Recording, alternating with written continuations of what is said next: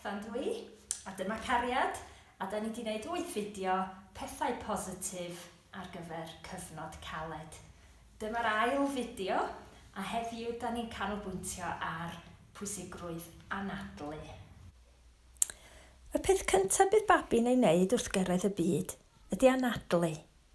Mae ocsigen yn holl bwysig mwyn ein cadw ni'n iach. Os wyliwch chi fabi yn anadlu, fe welwch fod y bol yn chwyddo a chodi wrth anadlu i fewn, ac mae'r bol yn disgyn a lleihau wrth anadlu allan. Mae canolbwyntio ar anadlu ein hunain yn helpu rheoli ein meddyliau. Os ydym yn cyfri i fewn am 4, gallwn cyfri i 6 wrth anadlu allan. Gall oedolion arafu'r anadl drwy ganolbwyntio. Mae ymestyn hyd yr anadl allan yn rhoi cyfle i'r corff ymlacio.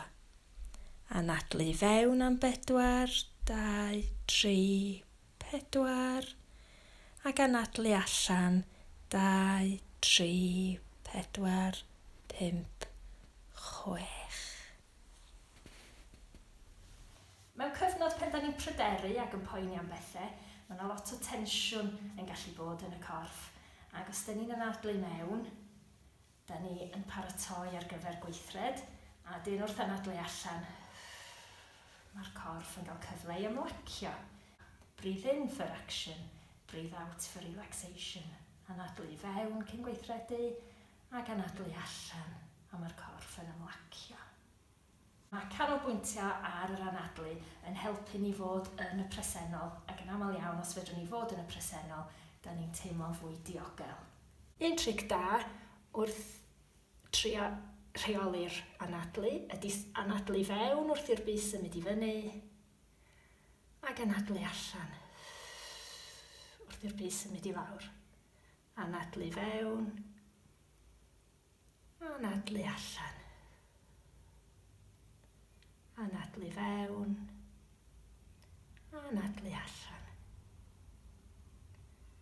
Anadlu fewn, anadlu allan. Anadlu fewn, ac anadlu allan. Ac wrth gwrs, da chi'n mynd ar rhythm naturiol eich hun.